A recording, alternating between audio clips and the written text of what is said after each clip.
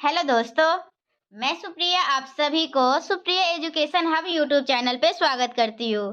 आज के वीडियो में क्या देखेंगे, जैसा कि आप सभी को पता है मैं आप लोगों को एक केमिस्ट्री सब्सिडी का एक वीडियो प्रोवाइड करवाई थी कुछ दिन पहले, जिसमें से हम लोग पूरा फिजिकल केमिस्ट्री पढ़े थे। 2019 के क्वेश्चन 2019 का जो एग्जामिनेशन हुआ था ना, 2019 के क्वेश्चन पेपर से पूरा फिजिकल कंप्लीट किए थे। और आज हम लोग क्या करने वाले हैं, आज हम लोग पूरा इनऑर्गेनिक कंप्लीट करने वाले हैं।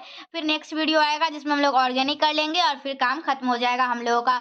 जैसे कि आप सभी को पता है, अगर आप लोग इतना सारा एग्जाम दे दिए तो इतना तो अच्छे तरीके से पता होगा एग्जामिनेशन में क्वेश्चन जो है वो 2019 से ही आ रहा है। ठीक है, तो 2019 के एग्जामिनेशन 2019 के क्वेश्चन से अगर क्वेश्चन आ रहा है 2000, तो हम लोग क्यों ना 2019 के क्वेश्चन को अच्छे तरीके से पढ़ ले, फिर टॉप 10 भी पढ़ लेंगे। इसकी चिंता तो आप लोगों को करना ही नहीं है, मैं हूं ना। आप लोग बस वीडियोस देखते जाइए और जो भी चाहिए वो कमेंट में कमेंट करते जाइए। तो जो मैं पिछला वीडियो बनाई थी फिजिकल का, ठीक है, 2019 का, उसका मैं आप लोग खोज लीजिएगा।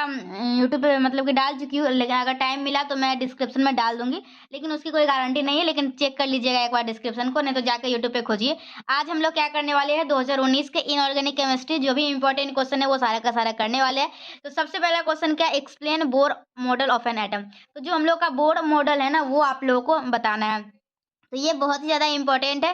तो चलिए सबसे पहले हम लोग बोर मॉडल समझते हैं। तो सबसे पहले क्या कहता है, atom has a centre called nucleus. तो बोर मॉडल हम लोग को कहता है एटम के पास जो है ना वो क्या होता है, सेंटर होता है। क्या होता है, वो एटम के पास एक सेंटर होता है जिसको हम लोग न्यूक्लियस बोलते हैं।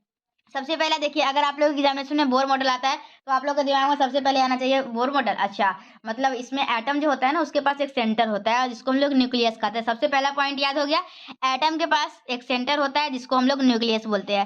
सेकेंड पॉइंट क्या आप लोग को, electron revolve only in fix circular orbital with fixed energy and fixed velocity. तो चलिए ये भी समझिए, ये क्या कह रहा है आप लोग को, इलेक्ट्रॉन जो है ना वो सर्कुलर ऑर्बिटल में only fix circular orbital with fix energy. देखिए इलेक्ट्रॉन है ना, देखिए जैसे आप लोग का एक घर, ये ऑर्बिटल है, ये ऑर्बिटल है, ये ऑर्बिटल है, तो इलेक्ट्रॉन जो है ना वो फिक्स में इसी में ऐसा घूम रहा है, इसमें तो इसी में घूमेगा, फिर अगर इसमें गया तो इसमें घूमेगा। ये नहीं कि बीच में कहीं, मतलब कि वो अपने ऑर्बिटल में ही घूमता रहता है सिर्फ। ठीक है, तो ये मतलब कि बताना चाह रहा है कि इलेक्ट्रॉन जो है वो कहाँ घूमता है, वो फिक्स और वो सर्कुलर ऑर्बिटल में घूमता है।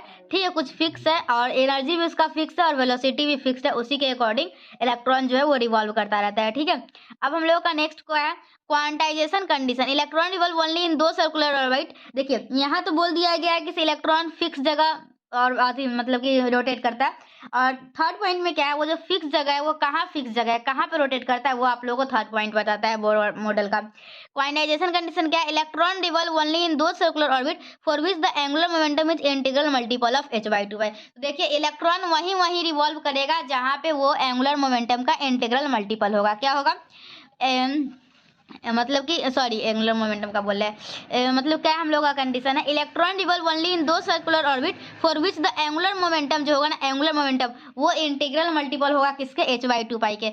जो हम लोगों का जो बोर थ्योरी कहता है कि हम लोगों का जो वो था ना, क्या बोलते हैं, ऑर्बिटल। ठीक है, तो इलेक्ट्रॉन वहीं वहीं रिवॉल्व करेगा जहां पे आप लोगों को इंटीग्रल मल्टीपल आएगा h/2 के। ठीक है, उसका एंगुलर मोमेंटम हम लोग का h/2 इंटीग्रल मल्टीपल के, जहाँ पे n हम लोग का क्या है, n हम लोग का है इंटीजर। ठीक है,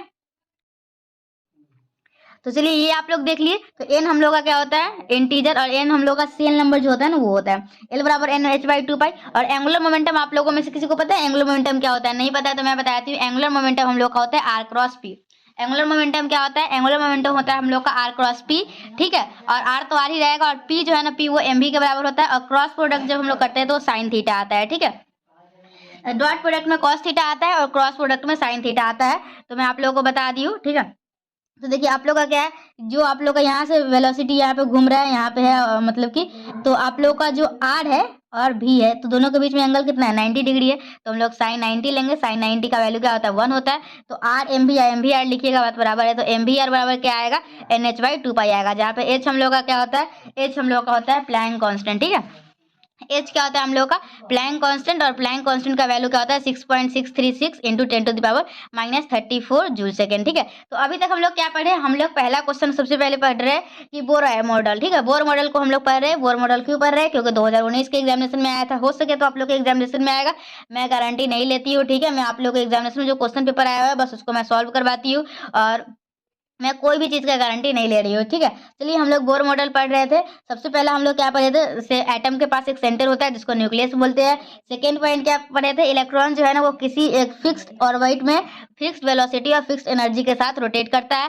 थर्ड क्या पढ़े थे, थर्ड पढ़े थे इलेक्ट्रॉन वहीं रोटेट करेगा जहाँ पे उसका एंगुलर मोमेंटम जो है ना वो इंटीग्रल मल्टीपल होगा किसके, h/2 के। तो हम लोग कुछ मैथमेटिकल कैलकुलेशन किए यहाँ पे। फोर्थ पॉइंट क्या कहता है हम लोग को, while revolving the electrostatic force between electron and nucleus provides centripetal force। तो जब हम लोगों का इलेक्ट्रॉन जो है ना, इलेक्ट्रॉन रिवॉल्व करता है ना तो वो एक फोर्स जनरेट करता है। वो फोर्स जो हम लोग को इलेक्ट्रोस्टैटिक फोर्स वो क्या प्रोवाइड करता है हम लोग को, सेंट्रीपिटल फोर्स प्रोवाइड करता है, ठीक है। तो हम लोग का जो इलेक्ट्रोस्टैटिक्स फोर्स है ना वो किसके बराबर है, सेंट्रीपिटल फोर्स के। और इलेक्ट्रोस्टैटिक्स फोर्स के बारे में बात किया जाए तो इलेक्ट्रोस्टैटिक फोर्स होता है हम लोगों का K Q1 Q2/r², ठीक है। ये हम लोग का इलेक्ट्रोस्टैटिक्स फोर्स है जहाँ पे K का वैल्यू होता है हम लोग का 1/4πε0 और सेंट्रीपिटल फोर्स हम लोग का होता है mv²/r। क्या होता है सेंट्रीपिटल फोर्स, mv²/r। तो जब हम लोगों का इलेक्ट्रॉन रिवॉल्व करता है तो हम लोगों का इलेक्ट्रोस्टैटिक फोर्स सेंट्रीपिटल फोर्स को जनरेट करता है। मतलब कि इससे ये आया है तो दोनों आपस में बराबर करेंगे। इलेक्ट्रोस्टैटिक फोर्स ये होता है, सेंट्रीपिटल फोर्स होता है mv²/r। तो हम लोग यहाँ से हम लोगों को क्या आ गया, यहाँ से एक रिलेशन आ गया, ठीक है। और हम लोग इसको मान लीजिए एक एंगुलर मोमेंटम जो होता है ना, एंगुलर मोमेंटम होता है इंटीग्रल मल्टीपल ऑफ h/2 के। वहां से एक इक्वेशन बना चुके हैं। और दूसरा हम लोग किस चीज से बना लिए, इलेक्ट्रोस्टैटिक फोर्स हम लोग को सेंट्रीपिटल फोर्स प्रोवाइड करता है, वहां से एक इक्वेशन बना लिए। चलिए फिफ्थ पॉइंट हम लोग का क्या कहता है, while revolving in a particular orbit an electron neither gains energy nor loses energy of an orbit cell is fixed। देखिए हम लोगों को क्या बोलता है, जब हम लोग किसी भी पार्टिकुलर ऑर्बिट में इलेक्ट्रॉन जो रिवॉल्व करता है ना तो वो ना ही एनर्जी को लेता है कहीं से और ना ही एनर्जी को लूज करता है, ठीक है। नहीं एनर्जी वो किसी को लेता है और नहीं वो किसी को देता है। लेकिन जो है ना वो जो एनर्जी होता है ना ऑर्बिट का वो फिक्स्ड होता है, ठीक है। तो हम लोग का देखिए n=1 जो होता है उसको हम लोग k बोलते हैं। n=2 लेते हैं तो हम लोग का वो l होता है। l=3 लेते हैं तो वो m होता है। और n=4 लेते हैं तो हम लोग का m होता है, ठीक है।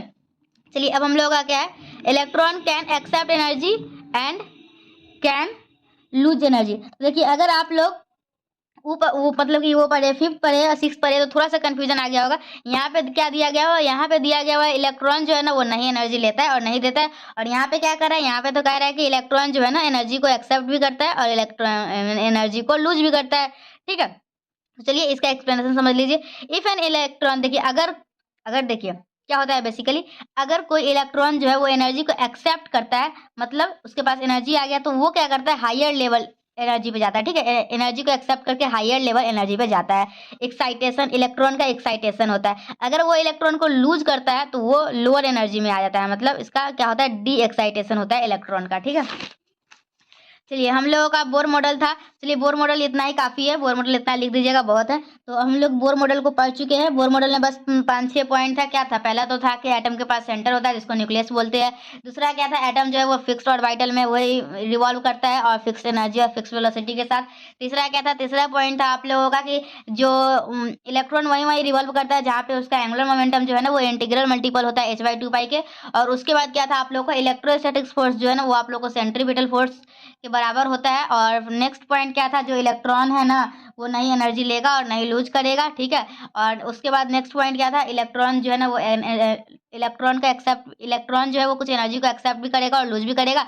एनर्जी को अगर लेगा तो वो हाई एक्साइटेशन एनर्जी में जाएगा और एनर्जी को दे देगा, लूज करेगा तो मतलब वो लो एक्साइटेड स्टेट में आएगा, मतलब डी एक्साइटेशन होगा इलेक्ट्रॉन का, ठीक है। चलिए अब हम लोग का नेक्स्ट क्वेश्चन क्या है, find out the express for radius and energy of an electron is hydrogen atom. तो हाइड्रोजन एटम के लिए आप लोग को रेडियस और एनर्जी के का एक्सप्रेशन बताना है, ठीक है। तो चलिए हम लोग अब इसको सॉल्व करते हैं। क्या है, देखिए हम लोग का find out the express for radius and energy if an electron is hydrogen atom. तो रेडियस के लिए क्या, MBR। हम लोग एक मतलब कि बोर्ड थ्योरी पढ़े थे, उसमें एक इक्वेशन पढ़े थे, एंगुलर मोमेंटम जो है वो किसके मल्टीपल होता है, एंगुलर मोमेंटम जो होता है वो एंगुलर मोमेंटम जो होता है ना वो इंटीग्रल मल्टीपल होता है किसके, h/2 के। और एंगुलर मोमेंटम होता है हम लोग का r×p और p होता है हम लोग r×p क्या होता है, p होता है mv। तो r mv sin 90 आया था जहाँ से हम लोग MBR इक्वल टू ये लाए थे। एक इक्वेशन ये हो गया। सेकेंड एक इक्वेशन क्या कहाँ से लाए थे हम लोग, एक इक्वेशन लाए थे जहाँ पे हम लोग को बोला गया था इलेक्ट्रोस्टैटिक्स फोर्स जो है हम लोग का सेंट्रीपिटल फोर्स प्रोवाइड करता है। तो यहाँ से इस दोनों को इक्वेशन बना लिए और दो इक्वेशन आ गए हम लोग को। हम लोग क्या करेंगे, इस इक्वेशन 1 को स्क्वायर करेंगे तो हम लोग को ये आ जाएगा। तो ये हम लोग का इक्वेशन 3 आ गया। और 3 और 2 को क्या करेंगे, 3 और 2 को डिवाइड करेंगे तो हम लोग का क्या हो जाएगा, रेडियस का एक्सप्रेशन आ जाएगा। और आप लोग को यही प्रूव करना था। देखिए ये प्रूव करने में बहुत सारे स्टूडेंट को कंफ्यूजन होता है, लेकिन आप लोग को नहीं होगा। क्यों? क्योंकि आप लोग वर्ड थ्योरी अच्छे से पढ़ चुके हैं, आप लोग को अच्छे तरीके से पता है एंगुलर मोमेंटम जो होता है वो इंटीग्रल मल्टीपल होता है h/2 के। और क्या पता है आप लोग को, इलेक्ट्रोस्टैटिक्स फोर्स जो है हम लोगों को सेंट्रीपिटल फोर्स प्रोवाइड करता है। तो हम लोग क्या करेंगे, दूसरे इक्वेशन को स्क्वायर करेंगे और तो हम लोग फर्स्ट इक्वेशन को स्क्वायर करेंगे तो हम लोग का एक थर्ड इक्वेशन बन जाएगा। थर्ड और 2 को डिवाइड करके हम लोग रेडियस निकाल लेंगे। कितना सिंपल है ना। चलिए हम लोग को क्या क्या निकालना है, रेडियस निकालना है और एनर्जी भी निकालना है। तो एनर्जी निकालने के लिए हम लोग को क्या करना होगा, काइनेटिक एनर्जी भी निकालना होगा और पोटेंशियल एनर्जी भी निकालना होगा। फिर क्या करना होगा, दोनों को ऐड करना होगा तो फिर हम लोग को एनर्जी निकलेगा। ठीक है, वेलोसिटी तो इसमें नहीं पूछा गया है। देखिए यहाँ पे मतलब कि सारा का नाम मतलब कि बताया थी कौन क्या है। एन जो हम लोग का सेल है, एच क्या है, प्लैंक कांस्टेंट। प्लैंक कांस्टेंट का वैल्यू मैं थोड़ी देर पहले बताई थी, क्या था, 6.636 इंटू 10⁻34। देखो और देख लेते हैं प्लैंक कांस्टेंट का वैल्यू 6.636 इंटू 10⁻34 बिल्कुल सही है। और ई नॉट जो है वो हम लोग का एप्सिलॉन नॉट परमिटिविटी कांस्टेंट है। और एम हम लोग का क्या है, मास है इलेक्ट्रॉन का। ठीक है, तो अगर हम लोग ये बाकी सारे टर्म को, जो भी कांस्टेंट वाला टर्म है हमेशा कांस्टेंट रहता है, अगर वो सारे कांस्टेंट टर्म को सॉल्व कर लिया जाए तो हम लोग को अप्रोक्सीमेटली जो है ना वो 0.53 या फिर बोलिए 0.529 के बराबर आता है। और रेडियस जो है वो किसके प्रोपोर्शनल होता है, n²/z के। और ये जनरली एंगस्ट्रम में है। ठीक है, तो आप लोग इस यूनिट का भी ध्यान रखिएगा। ठीक है, चलिए वेलोसिटी तो निकालना नहीं है आप लोग को, एनर्जी निकालना है, लेकिन फिर भी वेलोसिटी निकाल लेते हैं। क्यों? क्योंकि काइनेटिक एनर्जी क्या होता है, 1/2 हाफ mv/2। तो v का तो काम पड़ेगा ही, तो चलिए हम लोग वेलोसिटी भी निकाल लेते हैं। देखिए mvr इक्वल टू ये था, हम लोग को r पता चल गया, तो v निकालना कितना आसान है, आसानी से भी निकाल सकते हैं। फिर जितने भी इसमें कांस्टेंट है, जैसे एच कांस्टेंट है, एप्सिलॉन नॉट कांस्टेंट है, जो भी कांस्टेंट है वो कांस्टेंट टर्म को एक साथ रख लीजिए, जो बचा z/n, तो ये आप लोगों का इसका टर्म हो जाएगा वेलोसिटी का। ठीक है, चलिए अब हम लोग क्या देखेंगे, एनर्जी देखेंगे। एनर्जी क्या होगा, kinetic energy plus potential energy. Kinetic energy क्या होता है, 1/2 mv²। 1/2 m है, v हम लोग निकाल चुके हैं, हम लोग इसको रख लेंगे तो हम लोग को काइनेटिक एनर्जी निकल जाएगा। फिर हम लोग क्या करेंगे, पोटेंशियल एनर्जी निकालेंगे। पोटेंशियल एनर्जी क्या होता है, k⁴1/k। पोटेंशियल एनर्जी देखिए, पोटेंशियल एनर्जी जब भी हम लोग निकालते हैं ना तो उसमें साइन के साथ रखते हैं चार्ज को। ठीक है, तो इस बात का आप लोग अच्छे तरीके से ध्यान रखना है। तो हम लोग का k q1 इंटू q1/r, के का वैल्यू होता है हम लोग का 1/4 पाई एप्सिलॉन नॉट। और यहाँ पे q1 क्या है, -1 माइनस इलेक्ट्रॉन, और q2 क्या है, माइनस, देखिए ये इसका ई हो जाएगा और ये जेड ई हो जाएगा। तो हम लोग इसको सॉल्व करेंगे तो यहाँ से हम लोग का पोटेंशियल एनर्जी निकल के आएगा। तो पोटेंशियल एनर्जी ये आया, टोटल एनर्जी क्या होगा, potential energy plus kinetic energy, दोनों को सॉल्व करेंगे तो हम लोग को ये टर्म आ जाएगा। ठीक है, total energy of electron in nth shell of hydrogen atom क्या हो जाएगा, ये टर्म आ जाएगा। ठीक है, तो इस तरीके से हम लोग का क्या कंप्लीट होता है। इस तरीके से हम लोग बोर मॉडल भी पढ़ लिए और इसका एक्सप्रेशन भी पढ़ लिए। अब हम लोग क्या पढ़ेंगे, एक्सप्लेन डाइपोल मोमेंट जानेंगे, आयोनाइजेशन पोटेंशियल जानेंगे, हाइजेनबर्ग अनसर्टेनिटी प्रिंसिपल जानेंगे। ठीक है, देखते रहिए, आप लोगों को मजा आ ही रहा होगा, क्लास में मजा ना आए ऐसा हो ही नहीं सकता। चलिए डाइपोल मोमेंट क्या होता है, dipole moment arises in any system in which there is a separation of charge. देखिए डाइपोल मोमेंट तभी आता है जब दो सिस्टम के बीच में चार्ज अलग होता है। ठीक है, एक पॉजिटिव और एक नेगेटिव होता है ना, तो वही आप लोग को डाइपोल मोमेंट उसमें आता है। ठीक है, they can therefore arise in ionic bond as well as covalent bond. Dipole moment ionic bond में भी होता है और कोवैलेंट बॉन्ड में भी होता है। डाइपोल मोमेंट आता कैसे है, डाइपोल मोमेंट अगर आप लोगों को दो एटम है ना, तो दोनों में अगर इलेक्ट्रोनेगेटिविटी में डिफरेंस होगा तो पक्का जो है ना वो आप लोगों को डाइपोल मोमेंट आएगा ही। ठीक है, तो क्या है, देखिए the one dipole moment is a vector quantity since it has both magnitude and direction. और जो डाइपोल मोमेंट होता है ना वो वेक्टर क्वांटिटी होता है, तो इसके पास मैग्नीट्यूड भी होता है और डायरेक्शन भी होता है। तो देखिए ये आप लोग का यहाँ पे डेल्टा प्लस है, डेल्टा माइनस है, एच का इलेक्ट्रोनेगेटिविटी कुछ और है, सीएल का कुछ और है, तो दोनों के बीच में क्या है, इलेक्ट्रोनेगेटिविटी डिफरेंस। इलेक्ट्रोनेगेटिविटी डिफरेंस आया तो क्या होगा, डाइपोल मोमेंट जनरेट होगा। ठीक है, डाइपोल मोमेंट के पास, डाइपोल मोमेंट जो हम लोग का वेक्टर होता है, इसके पास मैग्नीट्यूड भी होता है और डायरेक्शन भी होता है। डाइपोल मोमेंट क्या होता है, charge into distance of separation. ठीक है, तो ये तो बहुत ही अच्छे बच्चे को याद आता है। डाइपोल मोमेंट है ना, क्यू इंटू डी होता है, क्यू क्या है, चार्ज, और डी क्या है, चार्ज ऑफ सेपरेशन। ठीक है, distance of separation. Dipole moment is the product of the magnitude of charge and distance of separation. ठीक है, magnitude of the charge and the distance between the centre of positive and negative charge. It is denoted by Greek letter mu and it is measured by Debye units measured by D. ठीक है, तो ये आप लोग का dipole moment था। देखिए इतना तो सभी को याद आता है, बच्चा बच्चा को। डाइपोल मोमेंट क्या होता है, आप लोगों को ये यहाँ पे एक चार्ज है और यहाँ पे एक चार्ज है, एक पॉजिटिव चार्ज होगा और एक नेगेटिव चार्ज होगा। हम लोगों का डाइपोल मोमेंट क्या करता है, आप लोगों का उसका मैग्नीट्यूड होगा ना, चार्ज का मैग्नीट्यूड होगा। ठीक है, तो हम लोग क्या करेंगे, उस चार्ज के मैग्नीट्यूड से मल्टीप्लाई करेंगे क्या, ये दोनों के बीच के डिस्टेंस का, और हम लोग उसका डाइपोल मोमेंट निकाल लेंगे। चलिए अब हम लोगों का क्या पढ़ना है, आयोनाइजेशन पोटेंशियल। तो आयोनाइजेशन पोटेंशियल क्या होता है, the amount of energy required to remove outermost electron from gaseous isolated atom is known as ionization potential. तो समझिए आयोनाइजेशन पोटेंशियल क्या होता है। देखिए ये आप लोग का क्या है, बताइए क्या है, गैसियस आइसोलेटेड एटम है, ठीक है, गैसियस आइसोलेटेड एटम है। तो अगर आप लोगों का कोई गैसियस आइसोलेटेड एटम है तो उसमें से इलेक्ट्रॉन निकालने के लिए, ठीक है, उसमें से आप लोग को इलेक्ट्रॉन निकालना है तो उसमें से एनर्जी देनी होगी, ठीक है, एनर्जी की रिक्वायरमेंट होगी। तो देखिए amount of energy required to remove outermost electron. देखिए तो गैसियस एटम में, ठीक है, ऐसे करके है, तो जो बाहरी है ना, सबसे बाहरी इलेक्ट्रॉन, तो उसको निकालने के लिए आप लोगों को कुछ एनर्जी देना होगा, और जो एनर्जी देना होता है ना, वही हम लोग का क्या कहलाता है, आयोनाइजेशन पोटेंशियल कहलाता है। समझ में आया? the amount of energy the amount of energy required to remove outermost electron from gaseous isolated atom is known as ionization potential हो जाएगा, ठीक है। तो हम लोग का ये ionization potential समझ गए। amount of energy required to remove an electron from outermost electron from gaseous isolated atom is known as ionization potential। चलिए ionization potential आप लोग समझ चुके हैं। आयोनाइजेशन पोटेंशियल का देखिए, अगर सोडियम का इलेक्ट्रॉनिक कॉन्फ़िगरेशन इस तरीके से लिखते हैं, और आयोनाइजेशन पोटेंशियल क्या होता है, जब हम लोग टॉप टू बॉटम आते हैं, क्या होता है, देखिए पीरियोडिक टेबल एक इस तरीके से जाता है और एक इस तरह से जाता है, ठीक है, ये टॉप टू बॉटम बॉटम है, ये लेफ्ट टू राइट है। तो जब हम लोग पीरियोडिक टेबल में टॉप टू बॉटम जाते हैं तो हम लोग का आयोनाइजेशन पोटेंशियल क्या होता है, डिक्रीज करता है, ठीक है। और जब हम लोग लेफ्ट टू राइट जाते हैं तो हम लोग का लेफ्ट टू राइट जाते हैं तो एटॉमिक साइज जो है हम लोग का क्या होता है, एटॉमिक साइज डिक्रीज करता है, तो आयोनाइजेशन एनर्जी इंक्रीज करता है। एटॉमिक साइज और आयोनाइजेशन एनर्जी एक दूसरे के रिवर्सिबल है, ठीक है। तो हम लोग का ये था आयोनाइजेशन एनर्जी इनवर्सली प्रोपोर्शनल होता है एटॉमिक साइज के। अब हम लोगों को क्या पढ़ना है, हाइजेनबर्ग अनसर्टेनिटी प्रिंसिपल पढ़ना है। तो हाइजेनबर्ग अनसर्टेनिटी प्रिंसिपल क्या कहता है हम लोग को, ये तो फिजिक्स में भी पढ़ना है पार्ट 3 में, ठीक है। हाइजेनबर्ग अनसर्टेनिटी क्या है, according to Heisenberg uncertainty principle, it is impossible to determine the exact location or position and momentum of electron in orbit। देखिए एक हाइजेनबर्ग अनसर्टेनिटी प्रिंसिपल क्या बोलता है कि किसी भी, मतलब कि किस, it is impossible to determine the exact location और position and momentum of electron. मतलब किसी भी इलेक्ट्रॉन का एग्जैक्ट लोकेशन पता करना इम्पॉसिबल है। हाइजेनबर्ग अनसर्टेनिटी प्रिंसिपल क्या बोलता है, किसी भी इलेक्ट्रॉन का फिक्स्ड पोजीशन और लोकेशन को मतलब कि फाइंड करना इम्पॉसिबल है। तो हम लोग उसको किस प्रकार से फाइंड करते हैं अप्रोक्सीमेटली वो बताया गया है, ठीक है। The product of uncertain position and momentum which is always equal to और ग्रेटर देन h/4 पाई। ये मोमेंटम है और ये क्या है, क्या प्रोडक्ट ऑफ अनसर्टेन, ठीक है, ये अनसर्टेन डेल्टा एक्स और किसके साथ प्रोडक्ट है, मोमेंटम के साथ, दोनों का मल्टीप्लीकेशन ग्रेटर देन और इक्वल होना चाहिए किसके, h/4 पाई के।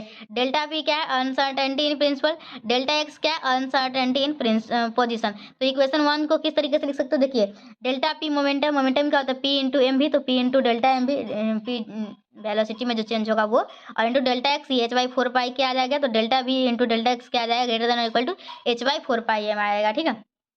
ऐसे ये वाला आप लोग हाइजेनबर्ग अनसर्टेनिटी प्रिंसिपल तो मुझे अच्छे तरीके से याद है, मैं क्लास 11th में पढ़ी थी एटॉमिक स्ट्रक्चर में। एम आप लोगों का क्या है, मास ऑफ इलेक्ट्रॉन, एच क्या है, प्लैंक कांस्टेंट, डेल्टा भी क्या है, uncertainty in velocity of electron. चलिए अब हम लोगों का इस तरीके से क्या क्या कंप्लीट होता है, देखिए इस तरीके से हम लोग बोर मॉडल को पढ़ चुके हैं, रेडियस और एनर्जी का ये पढ़ लिए, डाइपोल मोमेंट पढ़ लिए, आयोनाइजेशन पोटेंशियल पढ़ लिए, हाइजेनबर्ग अनसर्टेनिटी प्रिंसिपल पढ़ लिए। अब हम लोग क्या पढ़ेंगे, why the ionization potential of nitrogen is greater than oxygen and phosphorus both. मैं कुछ ज्यादा ही फास्ट पढ़ा रही हूँ, मैं कोशिश कर रही हूँ थोड़ा सा धीरे पढ़ाने का, ठीक है। तो देखिए आप लोग का क्या है, हम लोग कहाँ पे थे, why the ionization potential of nitrogen is greater than oxygen and phosphorus both. जो नाइट्रोजन का आप लोग का आयोनाइजेशन पोटेंशियल होता है ना, वो ज्यादा होता है ऑक्सीजन और फॉस्फोरस से, क्यों, तो चलिए हम लोग कारण जान लेते हैं। देखिए आयोनाइजेशन एनर्जी, पहले आयोनाइजेशन एनर्जी क्या होता है सो समझिए, आयोनाइजेशन एनर्जी और आयोनाइजेशन पोटेंशियल एक ही चीज है, तो कंफ्यूज ना हो आप लोग, ठीक है। तो आयोनाइजेशन में पहले, ionization energy is the minimum energy required to remove the most loosely held electron from 1 mole of gaseous atom, ठीक है। Produce 1 mole of gaseous ions each with a charge of 1+। चलिए ये ठीक है। An atom is highly stable when its valence orbital is completely filled or half filled, and in nitrogen the valence p orbital is exactly half filled। देखिए nitrogen में क्या होता है, आप लोगों का अगर इसका इलेक्ट्रॉनिक कॉन्फ़िगरेशन देखिएगा तो आप लोगों को नाइट्रोजन का हम लोग देख रहे हैं ना, देखिए यहाँ पे बताती हूँ, नाइट्रोजन का है ना, नाइट्रोजन का एटॉमिक नंबर 7 होता है, इसका इलेक्ट्रॉनिक कॉन्फ़िगरेशन क्या होता है, 1s2 2s2 2p 2 2 4 3 7, 2p3, और p में हम लोग 6 ऑर्बिटल को फिल कर सकते हैं, तो 3 ऐसे होगा, ठीक है। तो ये पूरा क्या है, हाफ फील्ड है। हाफ फील्ड ऑर्बिटल और फुल फील्ड ऑर्बिटल जो है ना, वो बाकी के कंपेयर में इसका आयोनाइजेशन पोटेंशियल ज्यादा होता है, और इसलिए हम लोग का नाइट्रोजन का आयोनाइजेशन पोटेंशियल ज्यादा होता है as compare to oxygen and phosphorus. Oxygen और फास्फोरस का आप लोगों का हाफ फील्ड ऑर्बिटल नहीं रहता है, ठीक है। तो यही कारण है, ठीक है। तो चलिए हम लोग समझ रहे थे। तो हम लोगों का क्या कह रहा था, so P orbital in hydrogen is more stable than oxygen which which one electron more than the half field configuration, so the ionization energy potential is greater than oxygen. तो ये हम लोग का इलेक्ट्रॉनिक कॉन्फिगरेशन है और यहाँ से compare करके बताया गया है, ठीक है। और साइज के भी रिवर्सली प्रोपोर्शनल होता है आयोनाइजेशन एनर्जी। तो अगर कंपेयर कीजिएगा फास्फोरस और नाइट्रोजन का, तो फास्फोरस का साइज बड़ा है तो इसका आयोनाइजेशन एनर्जी कम होगा। तो इस तरीके से आप लोग कंपेयर कर सकते हैं, ठीक है। कि मतलब फास्फोरस के केस में क्या होता है, देखिए ऑक्सीजन के केस में कुछ और होता है, फास्फोरस के केस में क्या कुछ और होता है। फास्फोरस के केस में होता है उसका साइज की वजह से ऐसा होता है। नेक्स्ट क्वेश्चन क्या है, discuss the structure and bonding in XeF2 and XeF4। तो आप लोग को XeF2 का स्ट्रक्चर बताना है और बॉन्डिंग बताना है। तो सबसे पहले हम लोग क्या करेंगे, XeF2 का हम लोग इसका हाइब्रिडाइजेशन निकालेंगे और हम लोग देखेंगे इसमें कितने लोन पेयर है और कितने बॉन्ड पेयर है, इस हिसाब से इसका स्ट्रक्चर बनाएंगे और इसमें बॉन्डिंग को समझेंगे, ठीक है। तो यही हम लोग का कैसे हाइब्रिडाइजेशन निकालते हैं। हाइब्रिडाइजेशन निकालने का फॉर्मूला होता है 1/2 into monovalent atom plus number of negative minus number of negative charge और plus number of positive charge. मतलब कि रिवर्स होता है, जैसे अगर माइनस चार्ज है ना उस पर तो वो ऐड हो जाएगा, अगर पॉजिटिव चार्ज है तो वो माइनस हो जाएगा। इस तरीके से हम लोग जेड निकालते हैं, ठीक। तो ये आप लोग का जो 6 का ए है ना, तो ये आप लोग क्लास 11th में केमिकल बॉन्डिंग में पढ़े थे, बहुत ही बनाए थे। पहले हाइब्रिडाइजेशन निकालेंगे, 5 आया मतलब ये होगा। तो इसका शेप क्या हो जाएगा, इसका शेप लिनियर हो जाएगा, शेप लोन पेयर पे डिपेंड नहीं करता है, यही सब है। और इसमें 2 सिग्मा बॉन्ड होंगे जिसका ये मतलब कुछ इस प्रकार से ओवरलैप होगा, ठीक है। ये XeF2 का था और ये XeF4 का था। तो ये आप लोग समझ गए, ठीक है। और ये आप लोग का क्या फॉर्मूला है, इसका फॉर्मूला है यही हाइब्रिडाइजेशन निकलने का 1/2 into number of valence electron of central atom plus negative charge minus positive charge और plus number of monovalent atom. तो इस तरीके से हम लोग इस टाइप के क्वेश्चन को सॉल्व करेंगे, ठीक है। हम लोग का बस नेक्स्ट क्वेश्चन बच जाता है, एक क्वेश्चन है जो कि क्या है, चलिए हम लोग एक लास्ट क्वेश्चन कर लेते हैं और इस तरीके से हम लोग इनऑर्गेनिक का भी कंप्लीट कर रहे हैं। आप लोगों को मैं शाम तक एक वीडियो डाल दूंगी जिसमें मैं आप लोग को ऑर्गेनिक पढ़ा दूंगी, अगर टाइम मिला तो। अगर नहीं मिला तो आप लोग कहीं और से कर लीजिएगा, ठीक है। कहीं और से ही कर लीजिएगा, मेरा कोई भरोसा नहीं है। चलिए फिजिकल और इनऑर्गेनिक तो मैं करा दी ना, आप लोग ऑर्गेनिक कहीं और से देख लीजिए, ठीक है। चलिए अब हम लोगों का क्या है, ऑर्गेनिक में सबसे पहला क्वेश्चन क्या है, सॉरी अभी इनऑर्गेनिक में ही थे ना। इनऑर्गेनिक में हम लोग ये क्वेश्चन कर रहे थे, क्या है देखिए, थोड़ा सा क्वेश्चन देख लेते हैं, कहाँ गया, give the preparation properties and structure of borazine. तो बोराजिन के बारे में आप लोगों को बताना है उसका सब कुछ। तो borazine is a polar inorganic compound with the chemical borazine जो है ना, ये एक पोलर इनऑर्गेनिक कंपाउंड है जिसका फॉर्मूला क्या होता है B3H6N3। सबसे पहले आप लोगों को बोराजिन बहुत ही इंपॉर्टेंट है, पता होना चाहिए। बोराजिन एक पोलर इनऑर्गेनिक कंपाउंड है जिसका फॉर्मूला होता है B3H6N3। In this cyclic compound they 3BH units and 3NH units alternate. हम लोग किस उसका स्ट्रक्चर के बारे में बताया गया, इसमें BH और NH अल्टरनेट पोजीशन पे रहते हैं, ठीक है। The compound is isoelectronic and isostructural with benzene. For this reason borazine is sometimes referred to as inorganic benzene like benzene। देखिए आप लोग अगर बेंजीन को देखे होंगे तो बेंजीन भी इसी तरीके से रहता है, ठीक है। सॉरी थोड़ा सा मैं सो के लिख रही हूँ ना तो अच्छा नहीं बना। देखिए मैं इस तरीके से बोर्ड पे भी आप लोगों को पढ़ा सकती हूँ, लेकिन मैं ऐसा क्यों करती हूँ पता है, क्योंकि आराम से मैं सोई रहती हूँ, चिल करती रहती हूँ और आप लोगों को पढ़ाती रहती हूँ, ठीक है। तो हम लोग कैसे करते हैं, ये हम लोगों का क्या है, बेंजीन है। बेंजीन को कौन नहीं जानता है, इस तरीके से होता है, ठीक है। तो बोराजिन भी इसी तरीके से रहता है, लेकिन उसमें कार्बन वगैरह रहता है, उसमें कार्बन हाइड्रोजन रहता है और इसमें BH NH के तरह BH क्या रहता है, B और N, 3 B रहेगा और 3 N रहेगा और सब में हम लोग का H लगा रहता है एक एक, ठीक है। तो इस तरीके से रहता है। The compound is iso electronic and iso structural with benzene.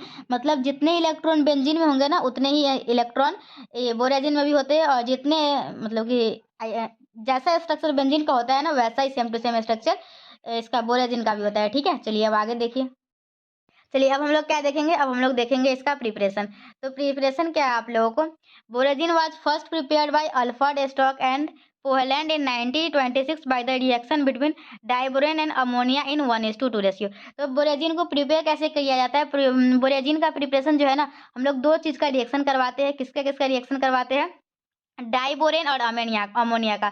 Diborane और अमोनिया का जो रेशियो होता है ना वो 1:2 में होता है। हम लोग इस दोनों को साथ में रिएक्शन करवाएंगे, डाइबोरेन और अमोनिया का, तो हम लोग का बोराजिन बन जाएगा। और भी तरीका है, लिथियम बोरोहाइड्राइड और अमोनियम क्लोराइड का रिएक्शन करवाएंगे, उससे भी हम लोगों का बोराजिन प्रिपेयर होता है। और क्या तरीका है, और तरीका है हम लोगों का in a 2 step process boron trichloride in first converted to tetrachloride. पहले हम लोग क्या किए, अमोनियम क्लोराइड को टेट्राक्लोराइड में बदले, क्या है पढ़ लेते हैं। इसमें क्या होता है, पहले बोरोन ट्राइक्लोराइड, ठीक है, बोरोन ट्राइक्लोराइड, बोरोन ट्राइक्लोराइड को हम लोग चेंज करते हैं किसमें, ट्राइक्लोरोबोरेजिन में, और फिर हम लोग इसका क्या करते हैं, BCl बॉन्ड जो है ना वो कन्वर्ट करते हैं BH में, और फिर हम लोगों का बन जाता है, क्या बन जाता है, बोरेजिन। फिर इसका प्रॉपर्टी क्या है, ये प्रॉपर्टीज है इसका, ये कलरलेस होता है, मॉलिक्यूलर फार्मूला ये है, मॉलिक्यूलर वेट ये है, और कुछ इस तरीके से आप लोग का स्ट्रक्चर दिखता है, देख सकते हैं। बेंजीन भी इसी तरीके से रहता है, ऐसे ऐसे ऐसे ऐसे ऐसे ऐसे रहता है, ठीक है, अल्टरनेट करके डबल बॉन्ड रहता है, और इसी तरीके से हम लोग का बोरेजिन भी दिखता है। तो इस तरीके से आज हम लोग क्या किए, आज हम लोग इनऑर्गेनिक के जितने भी इंपॉर्टेंट क्वेश्चन थे, इनऑर्गेनिक का पूरा इंपॉर्टेंट क्वेश्चन हम लोग कर चुके हैं। फिजिकल पहले कर चुके थे, इनऑर्गेनिक फिजिकल हो चुका है, और अब हम लोग ऑर्गेनिक की बारी है। तो चलिए देखिए, ऑर्गेनिक में सबसे ज़्यादा इंपॉर्टेंट क्या होता है पता है, resonance, inductive effect, mesomeric effect, ये सब बहुत ज़्यादा इंपॉर्टेंट है, तो मैं आप लोगों को करवा दूंगी, ठीक है। मिलते हैं हम लोग नेक्स्ट वीडियो में, till then bye and thank you, and thanks for watching my video, thank you.